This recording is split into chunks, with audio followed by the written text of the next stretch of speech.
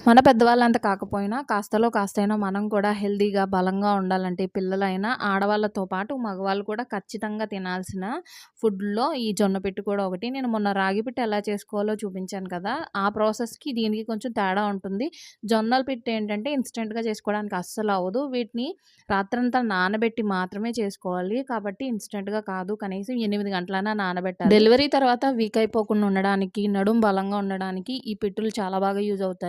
వరి పిట్టు కూడా చేస్తారు. వరి పిట్టు కంటే రాగి పిట్టు, ఈ జొన్న పిట్టు చాలా మంచిది. నావి 2 నార్మల్ డెలివరీలే కావడం వల్ల పచ్చెన చేసేటప్పుడు సాయంత్రం టైంలో నాకు అన్నంకి బదులు ఈ పిట్టు రెసిపీని ఎక్కువగా మా అమ్మమ్మ చేసి పెట్టేది. అప్పుడు డెలివరీ తర్వాత కాబట్టి కొబ్బరి వేయకుండా వరిపిండి గానీ, రాగిపిండి గానీ, జొన్న పిండి గానీ ఇలా ఆవిరి మీద ఉడికించి దాంట్లో కొంచెం గానుగ నూనె, పాత బెల్లం వేసి పెట్టేది. ఇప్పుడైతే నేను మామూలుగానే కాబట్టి మామూలు బెల్లముని, మామూలుగా నెయ్యి వేస్తున్నాను. డెలివరీ తర్వాత అయితే మాత్రం ఈ బెల్లము వేసుకోవచ్చు.